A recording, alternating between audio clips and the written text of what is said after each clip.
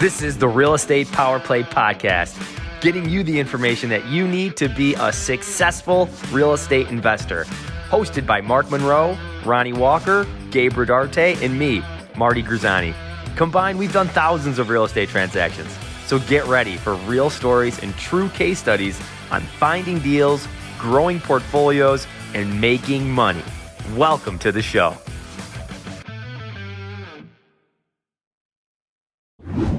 Yo, everyone. Welcome to Real Estate Power Play. It is Tuesday, and we're jumping into a freaking awesome episode today. I'm joined by Mark Monroe, by Marty Grizzanti. Yo. And guys, we are jumping into the pros and the cons of fixing and flipping, of rehabbing properties. And we really want to bring some value to today because I know all of us buy properties. We're all kind of digging in and turning them and really deciding, how do you profit in this business? When you get 6-12 months in and you start doing deals, you really have to make a conscious decision. What strategy am I going to focus on? And this is a great one. And a lot of people have a lot of questions. So, boys, gentlemen, how are we doing? Mark, how are you doing, man? I'm doing well. I'm doing really well. You guys are actually going to be in town this week, so looking forward for all four of us to getting together and going out to dinner. It's going to be exciting. So definitely, the weather's beautiful. So come on down. You guys are going to enjoy it. But everything's going great. It's going to be awesome. Yep, looking forward to it. Awesome, Marty. How you doing, man? I'm good, buddy. I'm excited about the show. I'm excited about next week. We'll probably do. Well, I don't know if we're going to be able to do a live show, but maybe we'll do something. We'll do something short and sweet for people. We'll put it on the. Well, at least we'll do the phone. We'll do the phone thing, bro. Yeah, do the phone thing. Exactly. Or have someone else hold the phone. I love it. Exactly, but no, so far so good, buddy. How are you? I'm doing really good. I'm actually really excited for this topic. About rehabbing. We jumped in. I've got 4 rehabs happening right now. We might jump into a really, really big rehab coming soon, so we can talk a little bit about that. But I guess to kick us off, when thinking about rehabbing and jumping in, when do you guys think people should start rehabbing? Right? Like when's a good intro? I mean, is it something that some people should jump in right away? Did you guys jump in right away, or should they wait? Like, what is your guys' thoughts on that? Mark, why don't you kick us off? First. I'll let you go first, Marty.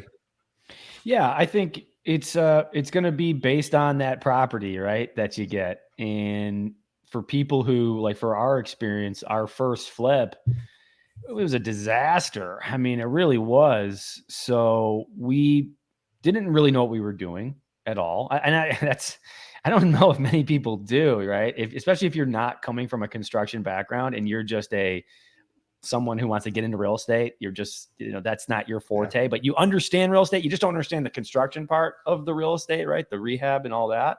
So it's something where you definitely, like, what if I could have gone back? I know Matt and I, we should have had like a GC. We should have had like a general contractor. And we thought we had one that was going through it, but really they didn't know what they were doing either.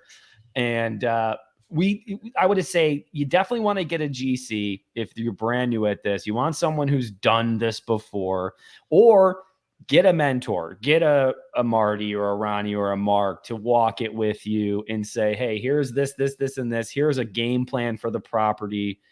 So yeah, it's going to be a property by property basis. But for us, we took all the punches in the face in the beginning so that we could be better the next time around. But yeah, that's what I would say on that. That's good. Mark, what do you think, man? Tell us your story with rehabbing and jumping into this stuff. Yeah, so I'm the same thing. I didn't have a construction background. My background was real estate banking. I was the finance numbers guy. So I did several deals before I even got into rehab. My rehab deal, kind of the first one I did, actually came by accident. All the, the fix and flip guys, it was a wholesale deal. All the fix and flip guys were just beating me up. I'm like, they're just beating the crap out of me. The numbers just didn't make sense. I'm like, I might just go ahead and rehab it and I'll make all this extra money, which I did. But the same thing, you got to make sure, like when you're first doing it, there's a lot of mistakes that you learn along the way. The key is, especially, and this was virtual, so I didn't even look at this property. And what happened was I used a realtor to kind of do the walkthrough inspection for me, kind of told me the ins and outs, took photos and everything. And same thing, I had problems. I found a couple contractors that went with the best one I felt was going to be good. Do not go cheap. You get what you paid for, and something in this. And so the contractor went out there and started giving me quotes. And my quote was literally $20,000 higher than the supposedly realtor that knew what they're doing.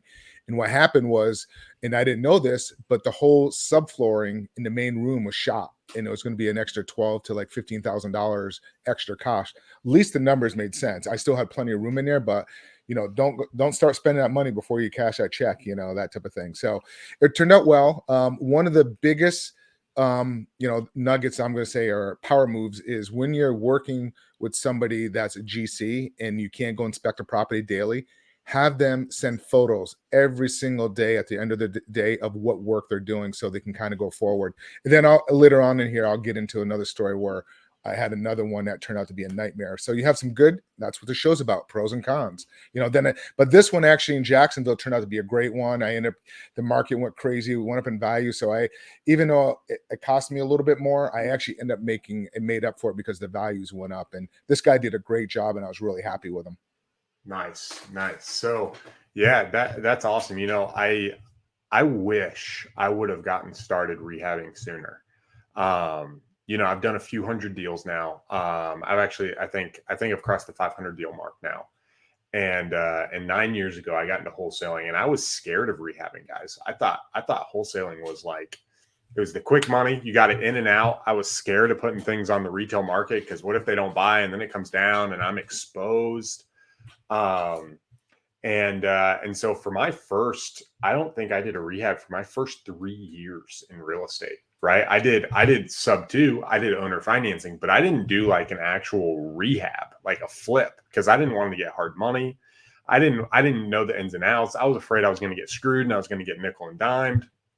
And really a lot of fear was set in me around, what if I mess up? Now I was wholesaling these properties, the other guys, and they were making money on top of me, but there was just a lot that I didn't know. And at that time I was making $18,000 to $25,000 a wholesale deal. So I was like, you know what? I'm just going to take my quick money, and go quick. And it actually worked in my favor on the acquisition because I believed in the quick stuff. So I was able to communicate that to the seller in a way that got us even more deals, right? But I didn't realize the actual profit I could make on the back end. Now, fast forward to today, I'm up in Michigan about 3 years ago, and I'm wholesaling and I'm pulling through, and my fees are not very big. They're not like they were in Dallas. And I push out this property that has like a $45,000 flip profit, and I'm getting beat up, right? This property in Muskegon over on Franklin Avenue, it's like a few miles from the beach, right? So you can get the beach in like 10 minutes. It's a small little house, so it's not a super big house. I'm just getting beat up. And I'm like, dude, this is so frustrating. And I decided to take it down, right? I decided to take it down, and we fixed it up. I ended up owner financing it rather than flipping that one because I got an even greater premium. But that's what really turned my eye on here in Michigan when I came up is, man, you need to analyze the profits that you can get, right? If you can get a home run deal and you're getting 10, 15 times what you can get on a wholesale deal, like opening that mind up. And now, fast forward, having a full crew, having things in place, learning so much. There's so much to learn, guys. And it makes you a better wholesaler, makes you a better investor, makes you a better analyzer of opportunities. And just like what Mark said, like people will tell you things that just are not the truth. You know what I'm saying? They'll say things and you got to be able to cut out. And it's not just fluff, but literally people pretending to know what they're talking about and being able to cut that out. So I love rehabbing. I think that being able to combine strategies allows us to be able to make the most amount of money. You know what I'm saying? As far as what's the goal? How much money do you want to make? Are you trying to make 6 figures? Are you trying to make $1 million? Are you trying to make $2 million? And there's different ways to get there. And I think combining the strategies allow you to win. So guys, I want to really jump into the pros and cons. Why don't we start with some of the pros of rehabbing versus say wholesaling or owner financing? What are some of those pros? What are some of those things that you really like, Marty? What do you think? Let's start with you.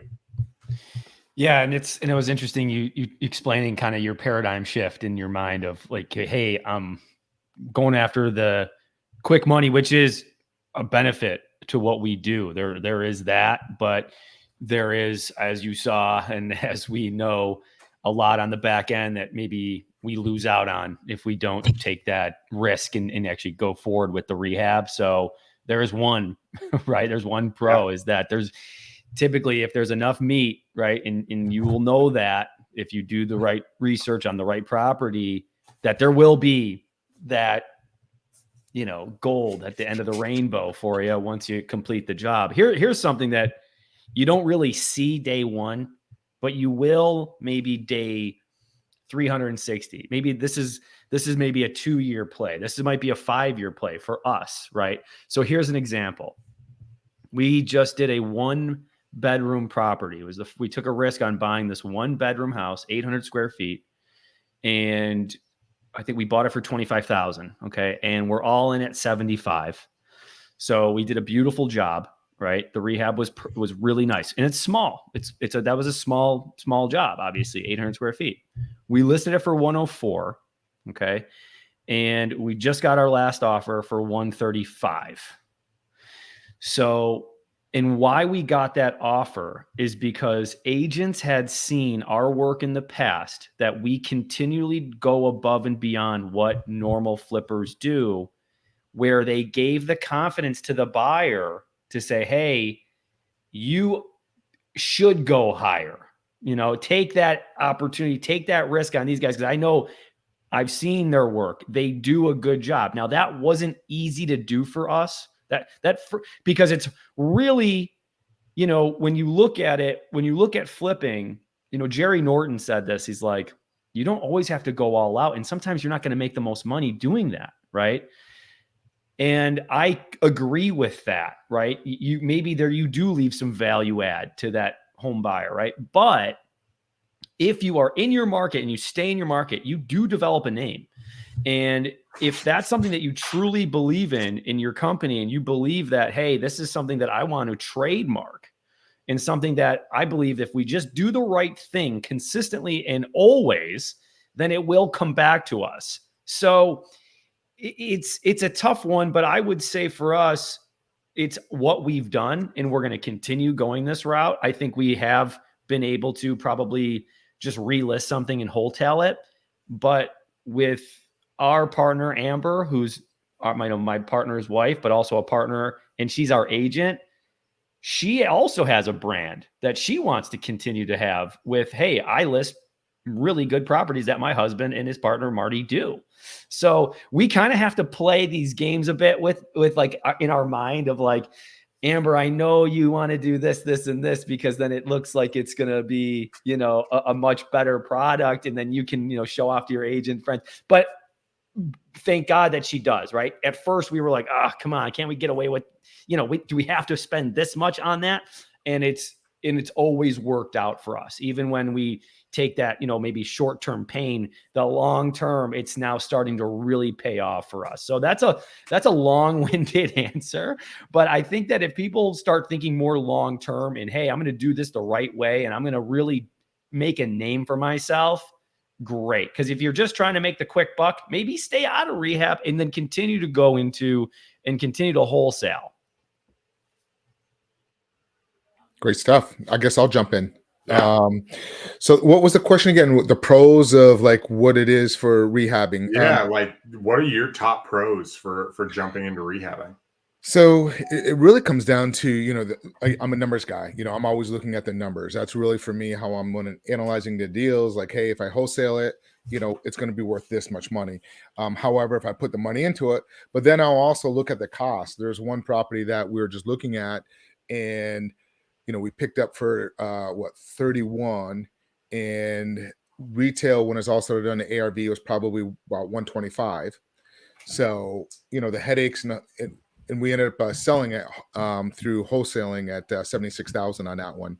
So, but we thought about putting in money to do the rehab and selling it, but the profit margin on that one wasn't going to be that much difference versus the headaches and dragging out for a few months. So that's why we went wholesale on that particular route. But we look at it, I always look at it, and mainly it's the profit. You got to look at the numbers, the profit margin, and like what Marty was saying is, you got to be up to date on what is hot out there, what buyers want when you're doing a rehab. And then also you do have to consider, I'm always watching the numbers, and I'm always trying to make sure there's ways that you can. And Marty, I was actually about a year ago, you guys did your bus tour, and you guys, I don't know who it was, if it was your wife, but I was watching it where you guys mentioned something in one of your rehabs where you guys went and used wood block countertop that dropped the cost dramatically versus doing the whole entire granite countertop. So those are the type of things I look at to really kind of maximize. Where I live over here in Boca Raton, they're knocking down these homes and building multi-million dollar homes. And the way the technology is and the material it is nowadays, the cost of a lot of things are so much cheaper than what it used to be 10 years ago. So I'm always looking at that type of stuff. So the quality it's still good. It's not as great quality as it was, but it still looks great, if that makes sense what I'm saying. So, because things are a lot cheaper than what it used to be. I don't know if you guys were doing rehab 10, 20 years ago. A lot of these items are a lot more expensive, but some things you can get that are within cost that looks phenomenal once it's put in there, if that, kind of dressing it up a little bit. So that's really where I come in at. I look at the numbers, see how long it's going to take, who's going to be on my team. Like, you guys both have a team, so that's huge. I don't have a team of Ruin Rehab, and that's key really component is like, who's your team, who you can rely on. Both you guys have partners in the rehabs, and that makes a huge difference if you guys can sit there, still do your deals, and not have to worry so much about the rehabs. And that's kind of one of the big factors that I look at, who's going to manage that rehab. What I've learned is when I'm doing virtual deals in the rehabs, I find a realtor in that area, and that realtor is going to sell it for me. And my realtor is the one that's kind of my eyes and ears and managing the contractor in that area. That's kind of what I tend to do on my rehabs if I'm doing it virtually. So anyways, I'll let that's awesome. That's awesome. Yeah. So a huge pro for me, like a massive pro, is the credibility that comes from doing rehabs. And credibility comes from being involved with multiple people, because now multiple people are talking about you, right? So when I got before I was in the rehabs, let's start before I was a wholesaler, which was awesome because I was providing discounted properties to investors, which is amazing. And you guys should be very proud, because that is a high income skill. It is hard to find properties, and you guys need to figure out, how are we going to source these deals? You can source it from wholesalers. You can source it from seller direct. You can source it from agents. There's lots of ways to source, but sourcing deals is a skill that is absolutely killer and is one of the key reasons to become a wholesaler, because you have the inventory that everybody wants. But when you jump into rehabs, you have so many different people that are helping you, and that provides a network of opportunities for people to talk about you and for your credibility to skyrocket, even if you are a wholesaler. Because now it's like, oh, he does deals too.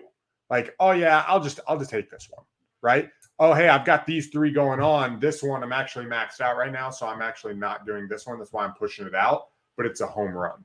And there becomes a lot more maneuverability when you start rehabbing properties. You have hard money lenders, right? When you start connecting with lenders, all of a sudden those people can refer you to other individuals who might be doing more business from mentors that you don't have to pay for, right? Your realtor starts being like, oh, this is what you're looking for. I've got a few other deals for you to look at as well. They might also be like, oh, what are you trying to accomplish? What do you need? Oh, I need a design person. Oh, let me connect you with here. And now your realtor becomes a hub to connect you with other people in the marketplace, which then in turn helps you build private capital, which can go hand in hand with rehabs. And so one of the huge pluses that I have fallen into that I did not realize as a wholesaler, that I would say is probably an undervalued thing, is when you buy that first deal and you start doing video walkthroughs and you start documenting your process, not only does your knowledge increase like right away from firsthand knowledge, but also everybody starts seeing like, oh, this guy's real. Because we live in an age where everyone is very skeptical of what you're doing when you're talking, and being able to show like, hey, I've got this going on, I've got this going on, I've got this going on, and being able to walk through them, it provides so much opportunity for more business. It's actually really crazy because a lot of people just don't know. And when you can say, this is my house, this is the rehab that we're going on, this is what's happened, this is my listing, these are the 7 that I just did, there's transparency and validation to what's happening, which is such a massive, it's such a massive step forward for credibility and your business. And so that's one of the reasons as a wholesaler, it's hard to establish that, because you don't own the property. There's nothing tied to your name. There's no paperwork, right? Which is all some of the benefits of wholesaling. But then when you start trying to tell somebody, hey, how many deals have you done? It's like, well, I've wholesaled 30 properties. Well, how do I know that? Right? Where if you do 30 rehabs, it's very easily verifiable. And it's like, yeah, I've done 30 deals, bro. Like I've done blank. And it's just especially when you start talking to lenders, you start talking to hard money, you start talking to service providers, you start trying to get other people to refer you deals. You don't have to be like, well, yeah, I've done deals, but I partnered with another. It's like, no, I've done them. I get the experience. This is what we're looking for. And it gives you a level of confidence that you didn't have before. So, yeah, that's well said, Ronnie. It's that next step, right? It's that evolution of, and granted, guys, Ronnie is and still is one of the most successful wholesalers in his area. I mean, or I'd even debate in the United States personally. I would debate that. I would say that if given the same, put him on the podium, I would take Ronnie all day long. But so that just tells you the story of like, hey, wholesaling, awesome. But you're kind of in the shadows on things where when you do take that next step, yeah, there's a confidence booster because you're going out of your comfort zone. It's so much more comfortable to wholesale than it is to buy it and then resell, buy it, fix it up and resell. It just is. There's just no way around it. It just is. So when you do that, the level of confidence that you'll get from that is just absolutely insane, where then it's like, all right, what's the next thing? Because that's what Matt and I are now. All right, yeah, we wholesaled, we bought the rentals, we flipped. But it's like, what's next? Because I don't get excited over a flip. Just don't. I get excited on, okay, what's something that's going to be where I have to learn a new skill, like raising money, like syndicating, like figuring out SEC attorneys, right? Those are things that are now exciting for me because it's a new skill I have to learn. So that's the thing. I think if we can all kind of go, hey, yes, that was good and we were really good here, but what can we do to now go where there's energy? What gives us energy? We talked about that last week, Ronnie, right? We went nuts on that. So yeah, that's awesome, buddy. I'm loving that. So I got a question for both you guys. This will be for you, Ronnie. So when you're looking at a property, how do you know if you're just, depending on the area, like how do you know if you want to do a full rehab or just do some cosmetics and kind of getting it ready and what puts into it? Like, how do you determine that when you're looking at a deal? Like, because, I've done it the same way where I put like maybe like 4,000 or 5,000, into a property and then so on. Go ahead. Yeah. So this is a great question. The question, just to kind of to rephrase, is like, how do I determine when should I just sell it as is on the market, or just do a kind of a lipstick on a pig is kind of the terms, or to fully renovate a property? And for me, it comes down to a couple factors.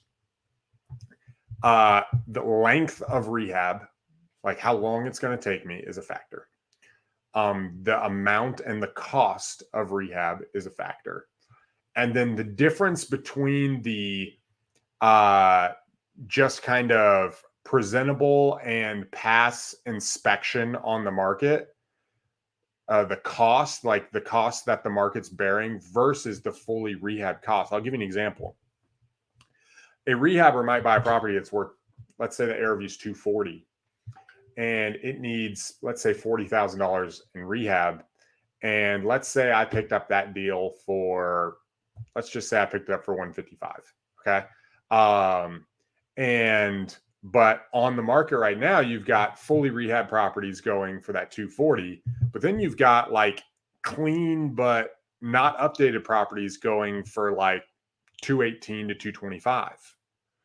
Right? From a money standpoint, it doesn't really make sense to spend 40 grand to get 240 when I can spend 10 grand and get 220. And so my return on investment is actually greater for selling the house for cheaper, which can be kind of a mind-blowing concept, but because of the market we're in, those opportunities are possible. And that's why it's critical when you're looking at investment properties, look at the comps and figure out, what do these comps bear and what do I have to make my house look like? And where can I make the most money? Because just going for that highest dollar amount is not always the most money, especially if it's going to cost X amount to repair it, especially if it's a $40,000 rehab versus a 10, but there's a $20,000 difference. Then you have risk, you have reward, and you have cash out and time frame. All of those factors play into that answer, Mark, when you're going into it. I actually just had a deal. I just closed on it last week. In Dallas, Texas. I bought the deal from a wholesaler. The wholesaler made $40,000 when I bought it. So the wholesaler freaking had an amazing payday. We bought the deal. We were going to look at the deal and say, okay, should we fully rehab it? All right, if we fully rehab it, we could sell it for $275. We bought it for $185. We could sell it for $275. We got a quote back of 50 grand. For the full rehab. We will look through it. I pushed it out, found another 2 other properties 3 streets back that sold for $227, $237, and one was $253. We decided to just clean it out. We did a clean out. We ripped out some of the stuff. We pulled everything out, and then we just did some basic fixtures. Just put it so it was presentable.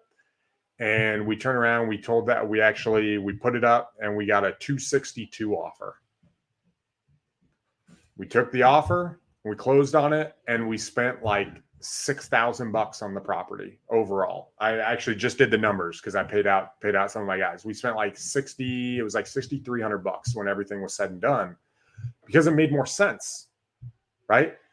You could have argued, well, you could have put it up for $279 and maybe bid it up to, $300 and, where things are at. But do I want to play that game and put 50 grand into it? Or do I just want to put it up and maximize the profit now and pull it out less time frame? I didn't have to wait 2 months for construction. I only had 2 payments of hard money on the property. And so those are some of the factors when you're looking at rehabbing versus selling it as is on the market, or just doing a minor rehab, that I think are the factors you should take. Marty, how about you? That same question. When do you guys determine that? That's just, and I love that, what Ronnie said. I think that there is merit to that, and that is a business smart move. That's a money business smart move. That's just not our model.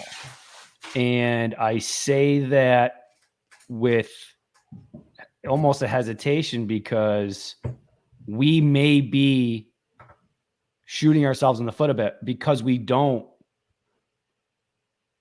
always just go in and then, do the minor stuff and then relist it.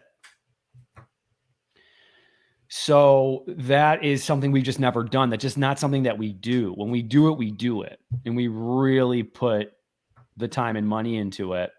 because our philosophy is not only do we want that branding of, yo, these guys are the best flippers in Monroe County, right? It's a small world. Because here's what I think. It's a small world, right? And we all know that. Agents talk. Okay, yeah, the market's the hottest market it's ever been in the United States history. What happens when there's a downturn, right? What happens when there's a downturn is that quality will always win. And that's in anything. That's in anything. Quality will always win.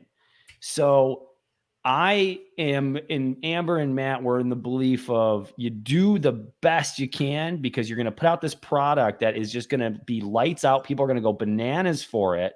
And oh, by the way, the brand and the marketing of the name now holds some serious weight when there's a decision to make. And it's like, hey, do we go over even more asking? Well, it's a suplex property. It may behoove us to do that because we know the quality is going to be there. I am confident, Mr. Seller, as your agent, I've seen their work before. I would go ahead and make that choice. There are some huge flippers here. And again, this is a detriment, I think. This is not the best probably way of thinking about it as a business because there are flippers here that do a ton of flips and they're just crap. They're just crap, but they sell. It's the hottest market in the world right now. So, but I would gamble on us to say, hey, I wonder what this looks like in 6 months, a year, 2, 3 years, when there's a little bit of a downturn. Does that still work? Or are people going to remember, hey, these guys did shitty work and these guys did a great job? I think we should just be focusing on what's quality. So yeah, it's just not something we've ever done and maybe we're missing out, but I think that's just the way that it's played out for us so far. I love it. Good stuff. I'm just going to give my input on this as well because my view is a little different. Marty, your stuff is great, putting out good quality work. I get it in your backyard. Mine is totally different. How I determine if I'm going to do a full rehab or if I'm going to do lipstick or even if I'm going to do anything, it really comes down to my exit strategy. That's how I look at it. Am I going to be doing it as a lease, selling that as a lease option? Is it a sandwich lease option? Is it going to be seller financing? Or am I going to sell it and put it on the market and the MLS? So I look at each strategy of those. And then depending on that strategy, let's say I'm going to sell it as, seller financing and it needs 20. Actually, I had one up in Massachusetts recently. I just did this one. It needed roughly the roof needed about almost $30,000 for that particular roof. And then need a new kitchen. So I was going to go do the full entire rehab. Well, the gentleman that's buying it owns a roofing company. So we just negotiated it, and instead of a larger down payment or a larger price, he took it as is, and then he kind of did the work that way. So that's kind of how I look at it as my exit strategy, determining on how much money I'm going to put into it. If I'm going to put on MLS, I'm pretty much going to be doing a full rehab, making sure it's that good quality work, what Marty's saying. But then it also goes down to what Ronnie was saying. It really comes down to the numbers. What can I do? How fast can I get in out of it? And but mainly it really comes to mind on the exit strategy. I love that. Guys, we're talking about pros and cons of rehabbing. We've talked about when should we do a rehab at the full level versus just doing a minor rehab. We've talked about our stories on how we got into it and why getting into rehabbing is a positive. We've talked about the profits that are available with rehabbing versus just wholesaling, right? That open up and access to you. So let's go to some of the cons, guys. What are some of the massive or the big cons that like people might not want to get into rehabbing? What does that look like? Marty, why don't you kick us off? Yeah, I mean it's not fun. I mean, it's not always fun, right? I mean, you have to deal with people. And you wait. It's not all fun and games. It's not all fun and games, man. Gosh, Marty. I'm leaving. I know. But really, guys, it's one of those things where it's when you can find a rock star contractor, they're very tough to find. It's almost like finding that juicy off-market deal, right? They're that tough to finding a rock star contractor.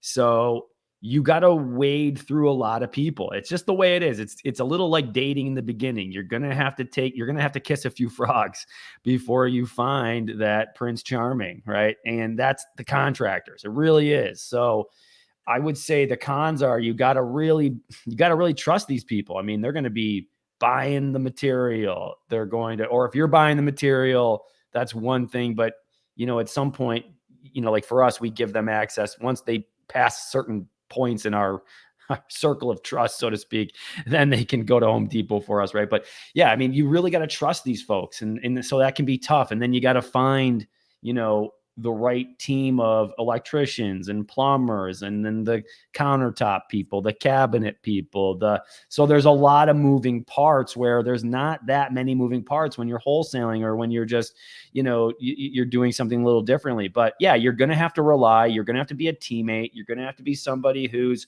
willing to listen to other people's needs. It's not just you. You have to be an orchestrator. Matt McGuckin's one of the best, if not the world's best, at just putting people and placing them in the right direction and giving them here is what your job is and here's what we're going to do, and we're all in this together kind of speech when we get a flip going. So you need that kind of person, and you got to be a team player, and you got to be willing to be a contractor. You have to kind of understand the contractor, brain. Yeah. You really do. I think the best people in this are able to kind of wade through that. Hey, you're going to have to be okay with people smoking cigarettes in your house when they're doing the work. Some people can't fathom that. You're going to have to be okay with it being messy and freaking McDonald's bags all over the place, right? You're going to have to be okay with McDonald's bags are real. That is the McDonald's bags are all over the place. Tip right there. That you only know that if you do Rehab. You got to be okay with the monster cans, and you're going to just have to deal with these kinds of things. So, you have to understand that people come from different places, but those people are the best because they're going to do the best quality work. They're going to get in, they're going to do the work. So yeah, I think you have to be willing to trust people. That's very tough for people, is to trust people. We are a trust first and then give us a reason why we shouldn't kind of company. And I think that's better. I think that works better than the other way.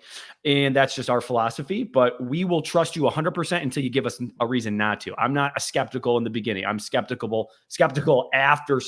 So anyway, that's what I would say. You got to be a team player, and you got to trust, and you got to trust early. Love that. Mark, what about you, man? What are some cons? Marty, I love how you said it. It's not always fun. You got to have a stomach for it. That's really what it is. You have to have a stomach for it, and you have to expect the unexpected. I guess for me, and it really does go back to, whoever you're trusting and whoever your partner is on the ground. I mean, it's pretty much mirroring really what Marty was saying there, because if you don't have the right people in places and the right contacts that you feel that you don't trust, that's where things kind of become an issue and go sideways. And it has happened to me. And then the other thing of the con is, like I said, the hidden costs. Like I use an example, that floorboard issue or the subflooring actually all had to be replaced. Those things are not, those things are fun. So just make sure when you're looking at a deal that you're actually giving yourself a buffer, a cushion of like when you're going into a rehab for contingencies, because things do come up. As you guys know, we just went into something where now the cost of, inflation's gone up. So some of these costs are gone up by 20%. So if you don't have that margin in your deal, that could actually hurt a little bit, and you have to be flexible. And then you have to be like, a cost may have come up in one area and you have a budget, and then you're going to have to cut someplace else. So those are probably the cons of kind of going that. But for me, I think the biggest one is making sure that who you're working with, especially for me virtually. And a lot of times I'll do my exit strategy based off of this. If it has to do a remodel, instead, if I feel I can't get somebody there to be my eyes and ears and view it and make sure it's not being done correctly, I'll switch it and sell it based on the seller financing and, giving somebody a discount for them to go in there and take the property and fix it themselves. And the other thing, pro tip, if you're doing it virtually, use a realtor. Do not use a wholesaler. Sorry, wholesalers. If you haven't been there and you're new at it, I did one in Alabama with these two guys. We purchased it sub 2. It needed probably about $15,000 worth of work. So these guys found somebody to go out there, do some work. Never did one walkthrough, I guess.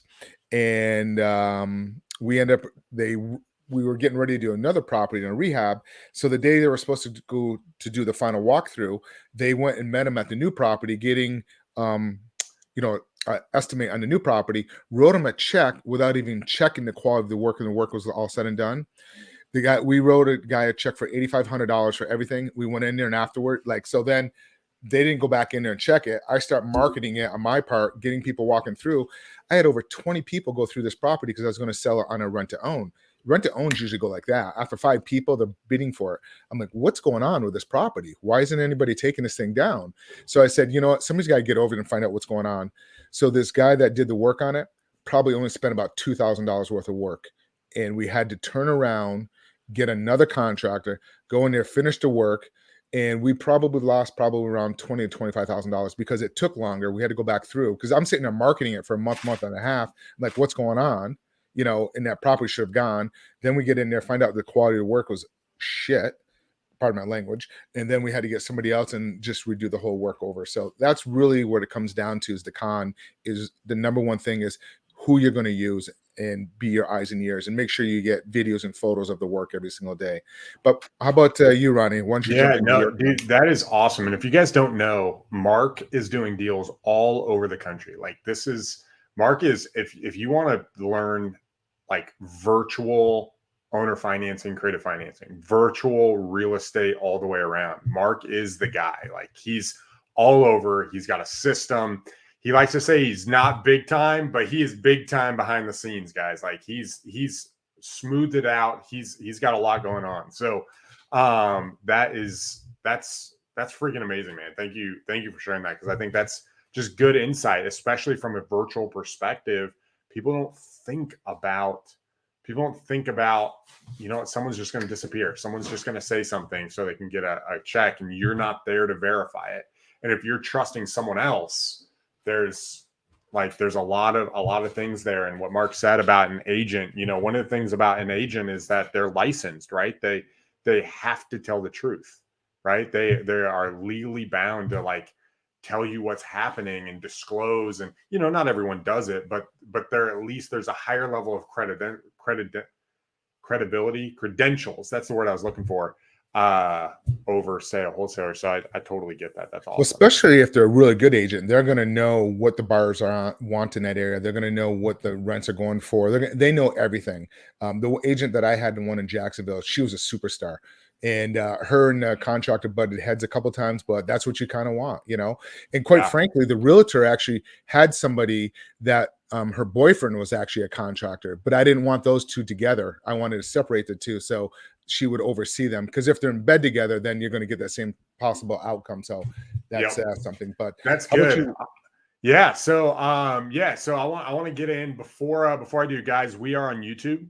We're also on all the podcast systems. So go to Apple. If you guys would leave us a review there, tell us how we're doing. Tell us what you think. Subscribe. You can download them from there. They come out every Thursday. The podcasts do. And we're all over. If you guys have questions or thoughts, you can reach out to Mark. You can reach out to me. You can reach out to Marty. We'd love to help you, right? If you're in Florida, if you're in Michigan, if you're in New York, or all over the country, we do deals all over. So reach out to us. We want to be able to help you guys in the best way we can. And we're talking about the pros and cons of rehabbing. So I would say, my biggest con to rehabbing, and still in the back of my mind, is you can lose money, right? The number one rule of real estate is don't lose money, right? And you can make a mistake. And that's the beautiful part about real estate, is people can make mistakes and you can negotiate. But the flip side of that coin is, dude, I've bought rehabs. I've bought deals from people who have lost $20,000, $30,000, $40,000. There's a story about a lady, a buddy of mine in Albuquerque, New Mexico. He goes down to the foreclosure auction, and he's there and he's bidding on this property, and this lady next to him, and he's like bidding it, and he bids it to buy it again. And she turns and she's like, yeah, I'll take it. And she just outbids him. And then she's bidding against other people.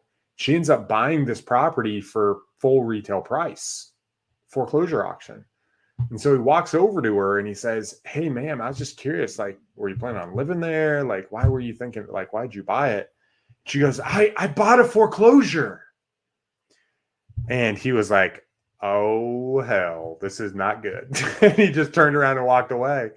And the truth is, like, properties are all about numbers, right? And if you fudge the numbers, if you force it, you could walk away with having to bring 10 grand to the table. If you borrow money, you might have to owe money, right? There's a lot of responsibility that you're taking on. Now, I have a theory that says the more responsibility you take, the happier you're going to be, and the more fulfilled you're going to be, and the more you're going to contribute. But you got to be willing to take it on. You got to be willing. I've got a ton of loans out there with properties we're doing, a lot of money on the table. I guess who's responsible? Me, right? And that comes to me. And there's guys out there who won't fulfill their responsibilities, guys. There's you might be in your head, maybe I don't want that responsibility. Maybe I'm not willing to pull my big boy panties, you know what I'm saying, and do it. But there's massive rewards. But if you do, you got to step up to the plate. If you lose 20 grand, you got to shoulder that stuff like a man and step up and put in the work, right? If you get behind, you got to put in a 60-hour week. You got to put in an 80-hour week. You got to put in a 100-hour week to catch that back up. If you owe somebody $90,000, like, don't disappear. Don't be one of those guys who just disappears and that everybody hates. Be the guy who shows up, right? But you can make a mistake. And here's the thing. It's okay to make mistakes. Just try to limit the amount of $20,000 to $50,000 mistakes you do. If you can limit those, and that's one of the keys of having a mentor, right? Having someone to second guess it, not playing on an adjustable spreadsheet. If you do that and you watch these videos and you listen to us on Power Play and you go to our YouTube channels and you join our Facebook groups and you connect with individuals, you'll get ahead of the game. Because when you're around a community of people, we keep each other sane and not living in la la land, right? And so, but that's a huge thing, man, is there's a lot of responsibility in it, and you can make a big mistake, but man up, take the responsibility, do the deal. Guys, if you guys keep the home run deals yourself, if you do a $40,000 to $60,000 profit once a month, that's $1 million. That's 12. Gentlemen, I have to run, so I apologize. Peace. See you, Mark. That's 12 to 15 properties, and you can make $1 million in this industry doing this. So yeah, it's a lot of work, but I mean, Marty, I think you would say it's totally worth it. It's worth it. And Ronnie's right. Ronnie's right. What he was saying about, taking responsibility, and like, Ronnie, would you agree with that? Pressure is a privilege. Like, pressure is a privilege, bro. That is amazing. Pressure is a privilege. And it's something that you got to get up for this kind of stuff. You got to get up for this kind of stuff. You got to own it, so that you got to take responsibility for the failure, so you can take all the responsibility for all the success. Isn't that the beautiful part? Like, when, Matt and I, we take full responsibility for our failure so that we can take full responsibility for our successes. Right. And so, yeah, I'm with you 100%. I believe that, that first flip, although that we didn't make money, but boy, oh boy, do you learn something from it, right? And yes, I 100% agree. The number one rule of real estate is not to lose money, but I think there's a rule above that, which is you just continue to move on and press forward, right? Yeah. Don't let it stop you. Yeah, and another thing that you get is part of taking responsibility, guys. And this is a con. I want to finish with this. We'll give our takeaways and we'll get out of here. Is sometimes when you partner with other people and they screw you and a third party was involved, sometimes you got to take the responsibility and you got to shoulder that too. And that's happened to me a number of times where I've partnered with somebody and they've left me with a big old wad that I got to handle. Right. And that's part of making sure your partnerships are good up front. And, how much do you trust people? But if people leave you with stuff, like, that's a problem, right? And sometimes if there's a third party involved, your credibility is online. And sometimes your reputation is more important than $20,000, $40,000, $70,000. And you got to man up, and that's part of working. So, it's on these videos, when you guys are watching YouTube, very rarely will you hear people talk about their hardships that they're dealing. But you going through and having done a whole bunch of money and and being caught with stuff and like that's part of the game. I want you guys to know you're not alone, right? When you get into a deal and you're like, oh my gosh, where am I going to come up with this? That's part of the game. And you got to show up and you got to make the phone call and you got to ask them and you got to be honest with people. You got to be transparent. Yo, this is my situation. This is what I'm trying to accomplish. Here's the possible upside. This is why it's good for you. Boom, boom, boom, boom, boom. This is where I'm at. This is what I can afford. This is what I'm trying to accomplish. And then let me add to that, Ronnie, and say, when that phone call comes, because it comes, and it's somebody that you know that is going to have something to say, and you're going to have to take that lashing. Take that phone call. Take that 100%. Phone call. Don't let it go to voicemail. Take that phone call. And I'll tell you this, it's always worse than you think. I'm sorry. It's never as bad as you think, right? That phone call. You know what's going to get that phone call, and it's never as bad as you think it is. What's the bad part is when you put it off, and you're thinking and you put it off again, and then the problem gets bigger and bigger and bigger, right? And then you start to lose your confidence, which is really the whole point of all of this, in my opinion. Right. Yeah. Right. Because you're not being true to your true self when you do those things. So, dude, I love that. You know, when you're in a battle back in the day, the gladiators, and they took a sword to the arm, right? And their arm gets cut off. They don't have an arm, right? But when you dodge those bullets and you know you should step up to responsibility, you're taking a personal scar on your conscience that will not go away. And it will hurt you if you don't. And I've listened to a lot of mentors of mine are just like, you know what? Take the hit and deal with it and man up so you don't have to deal with that emotional scar. And but that's a downside. So let's wrap it up, guys. We're here at Real Estate Power Play. We've talked about some of the pros. We've talked about some of the cons of rehabbing. We've jumped into this. We've got some really awesome stuff in this episode that we've talked about. We come to you every Tuesday at noon, and our podcast is dropped on Thursday mornings. So jump into that. Go to our YouTube channel, subscribe to the podcast, and until next time, guys, thank you so much. Peace. This has been another episode of Real Estate Power Play, guiding real estate entrepreneurs to a brighter future. If you liked what you heard, consider subscribing wherever you listen to your podcast or follow us on YouTube at Real Estate Power Play.